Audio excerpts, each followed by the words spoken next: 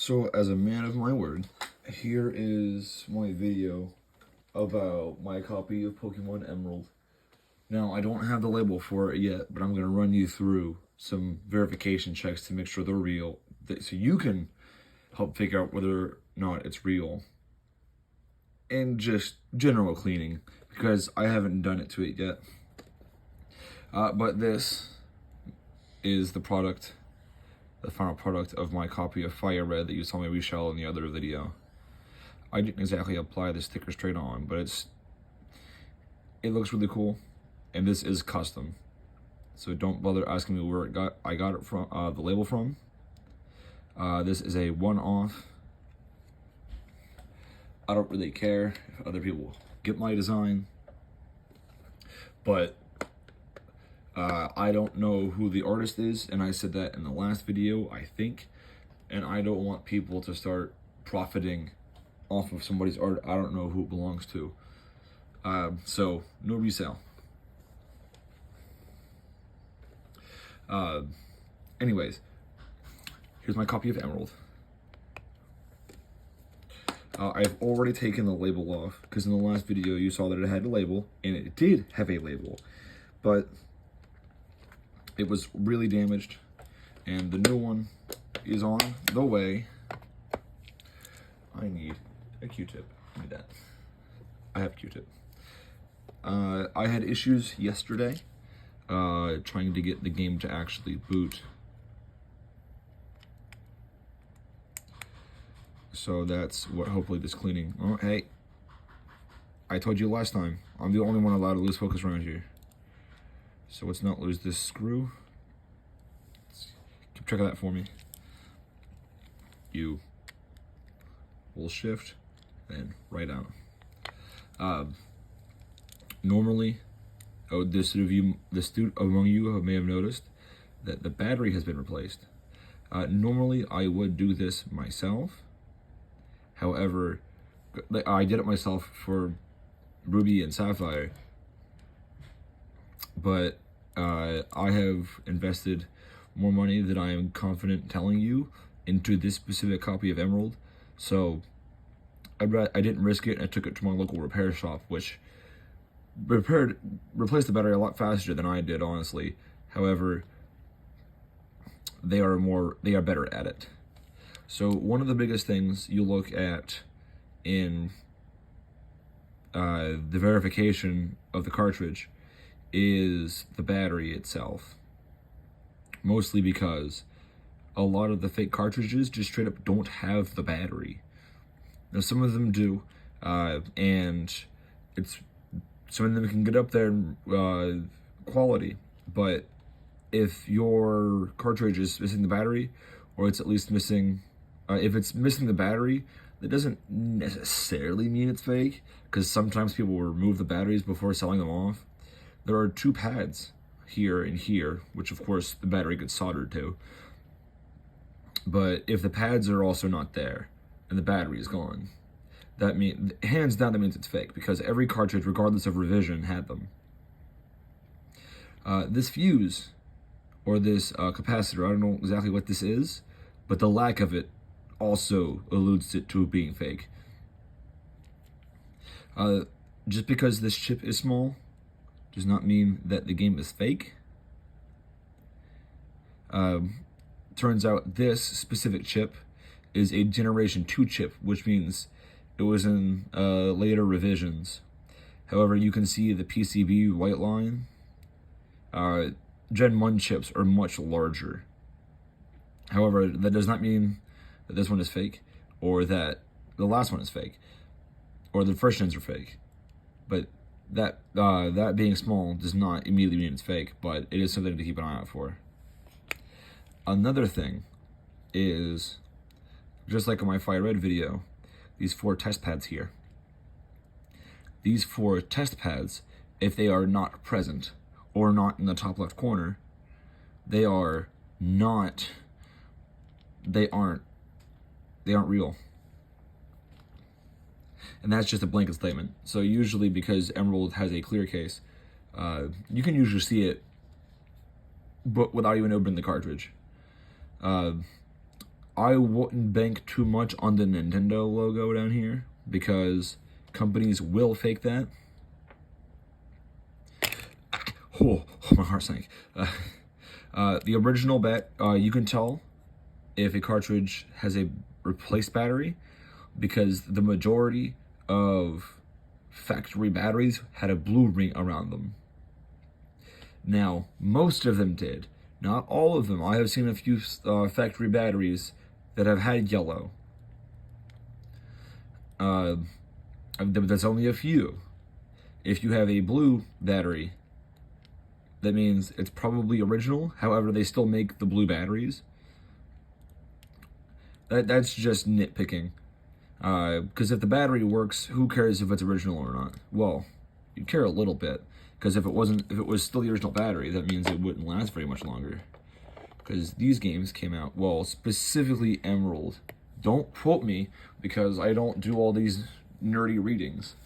The base code was derived from Ruby and Sapphire. However, the actual game itself wasn't until like 2005. It still says 2003 Pokemon. However, it does not. But we're going to rub these contacts with isopropyl alcohol. Now, nothing's coming off, but it's still a good reason to clean. Now, I did get it replaced at a repair shop. So, I know he cleaned the flux off of it because I watched him. However, it doesn't hurt to be sorry. And gently just go around the board, making sure all the bits are clean.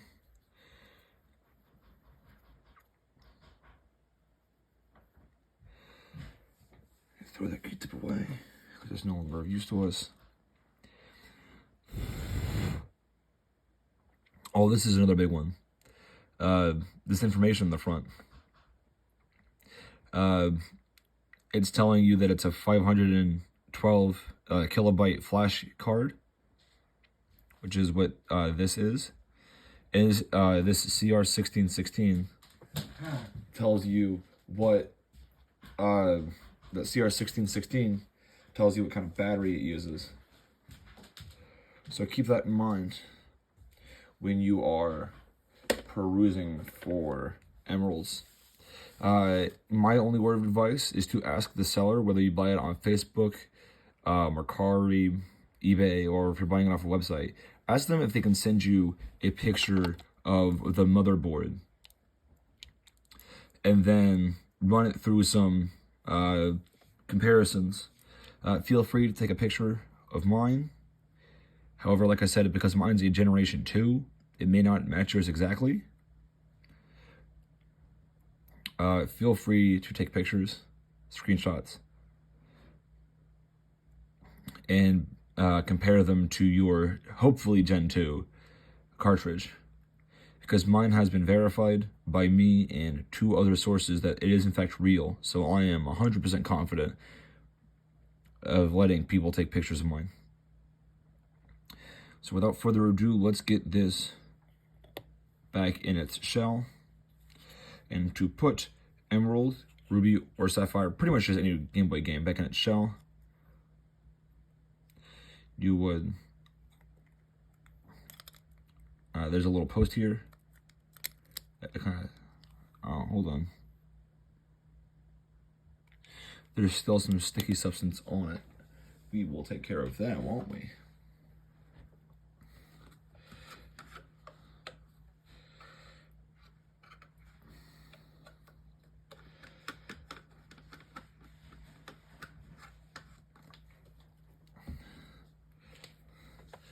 There's still what seems to be goo, so we'll be a little more aggressive because the first one didn't get it apparently.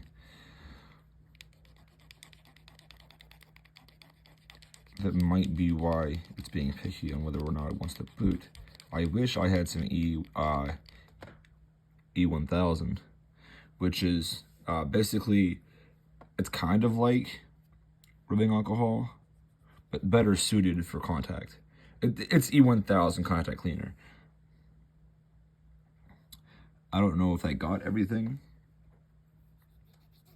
However, I'm not going to let it evaporate this time. we're actually going to clean it off, because that might be a cause.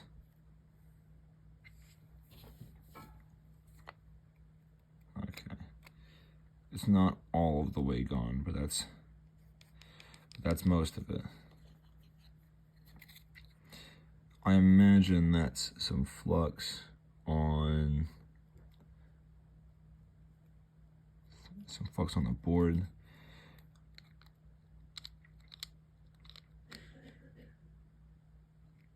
You know what? Let's make sure we get all of it before I close it up again, because once I close it up again, it's probably never coming apart again unless the cartridge cracks or I feel like deep cleaning it again. And for the 0 of you that are asking, I have decided to replace it with a very faithful reproduction label. And that is specifically because I have ruby and sapphire, and I don't want to have just emerald be the exception just because the label had to be replaced. My ruby and sapphire both have their original labels and cases, and they are not in bad shape. However, I also did not get them off of eBay. I work at a GameStop, and the few of you who watch my other video would be aware of that. Hey, thank you. And I bought them as they were traded in. Not off of the customer. I waited for them to be traded in first, because going behind corporate's back like that is a really quick way to get promoted to customer. So let's put this back together. Now you have to be really careful when putting it back together, because you don't want to strip the post, which is a good way to ruin the cart. So you have to listen to the click.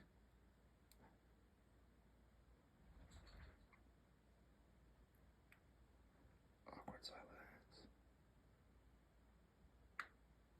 There we go. This is just like a blanket statement for retro in general. To keep twisting the screws counterclockwise until you hear a distinct click. Depending on the thread size, it could be softer, it could be louder. It also depends on the pressure you put in, but don't put too much pressure. It's definitely something to keep in mind with these older things, because the plastic gets old and gets brittle. But once you hear that click, you'll be able to screw it in, and you shouldn't have any resistance when screwing it back in. If you even feel the slightest resistance when screwing it in, you should back it out and try to find a different click, or find it again. Here is the true test. I'm gonna pop that into my Game Boy. Game Boy logo, registers the cart, bam. I'm gonna take this opportunity to show you my team. I don't have very much time into this. It's not as much as I do Sapphire, but that'll change. I didn't get very far. I'm currently training my team right before Roxanne's gym, which is the rock type gym. And she will body you without a second thought. Especially Torchic, who was my starter this run. I've decided this run, just to be funny, I'm going to name all my Pokemon after food.